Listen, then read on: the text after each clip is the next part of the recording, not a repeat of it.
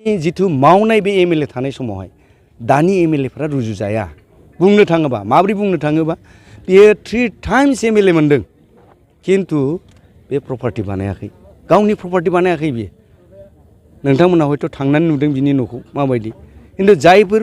first MLA जादों बिसिनि न'खौ थां दा माबायदि साहा बागान नाय बिसिनि रबार बागान नाय बिसिनि जों नुदों आसामनि एसेम्बलि माबायावहाय बेबायदिया मेरला दङ किन्तु दिनै जों बेखौ बाख्नायनांगोन बेहा जातीय चेतना थानायनि थाखाय जातिनि अननाय थानायनि थाखाय हारिनि अनफावरिनि गोसोनि थाखायनो बियो हारिजों नांथाबग्राखाय बांद्राय ससियेल स्टेटासाव थानानै ससियेल माबाफोरजोंहाय नांफानानै बियो किसु गावनि फारसे माने इसेबां माने माबायाखै आरो इभेन जों गुवाहाटियावनो बिनि हा गैया दा बेलेगफ्राथ' हा दं गोग्गोम गोख्रों सासे हारि अनफावरि बर' हारिनि बुंनो थाङोब्ला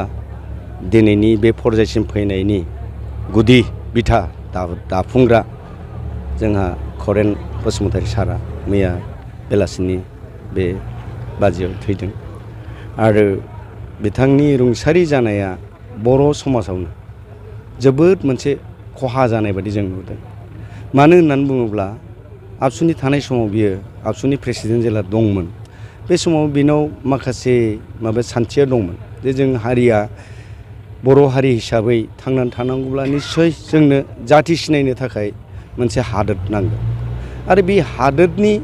फाउन्डेसन हादोरनि मुभमेन्टनि फाउन्डेसनखौ बेनो गायसनदों बियो 1983 निफ्राय 86 आव बियो बै दमदमानि माबायावहाय बे प्रेसिडेन्ट जादों आरो बिनिफ्राय बियो 87 नि जिथु ग्रौथानि माबा बेवहाय बियो रिटायारमेन्ट बादि मोनदों माने बेखौ आउटगयिं जादों किन्तु बे समावबो बेखौ माने नङा बिनि माबाया साननाय हनाया मोजां होननानै आरो बेखौ बर' जाथिखौ खौसेयै मोनसे बेन्दोङाव दोननो थाखाय बड' पिपल एक्सन कमिटिनि मोनसे फाउन्डार प्रेसिडेन्ट हिसाबै बेखौ गनायथि होदों थिग बिदिनो बे बाबायाथ' अनेक समाजनि माबायाव दंमोन सासे ड्रामाटिसियानमोन माखासे बर' समाजनि गाज्रि हुदाखौ फोसाबनो थाखाय बियो ड्रामाबो खालामदों गोबां समाव राजानो बर' रायजोनो बे एसे दुरबल गोसोखौ एसे जांख्रिथाय होनोबो बे राजा रायखस बेफोरनि माखासे नाटकबो खालामदों गावनो स्टेजाव गाखोदों राजानि बोरैमोन बर'आ बेफोरबायदि मोनसे इन्सपायरिं माखासे केरेक्टारखौ बियो गायसनना गालांदों बर'नि गेजेराव थिग बिदिनो धोरोम लाइनावबो मोनसे समाव बियो फैदों माने धोरोमाव दंखायो किन्तु धोरोमनि माखासे एसे दुरबल नुनायनि बिथाङा 2003 निफ्राय खुब जोंजों बिराद क्ल'सआव थानानै माखासे बाथ्राखौ बुंदोंमोन बे जोंनि ब्रह्म धर्मआव बियो 2008 निफ्राय आंजोंनो स्वयं उदालगुरि डिस्ट्रिक्टनि जानानै बियो जेब्ला जोङो गुवाहाटियाव खुङो कनफारेन्स बे 33rd एनुवेल कनफारेन्स बे समावहाय बियो गावनो सासे एकदम मोजां मदद होनानै बियो जोंजों आरसियाव थाफानानै फाइनान्सियेल माबाखौ कालेक्ट खालामनायाव हेल्प होदों आरो बिनिफ्राय बेनाव मोनसे चेन्ज फैबाय ब्रह्म धर्मनि गायसनगिरि गुरुदेव कालिचरन ब्रह्मनि जोनोम स्थानखौ नायनानै आरो बिनि अबदानखौ बोखांफिननो थाखाय बियो ब्रह्म बर्डिं दा जे धुबुरियाव हयथ' मोनथिबाय जानांगौ बयबो बेखौ माने थांनाय 2012नि जिथु बांगाल दावराव बेवहाय बिराद गाज्रि रोखोमै बे माने माबा खालामनाय जादों थ' बेखौबो बियो लुखांफिननो थाखाय गावसोरनि बै समनि बे समावथ' बिसोरो कंग्रेसजों दंमोन बे समावहायबो बियो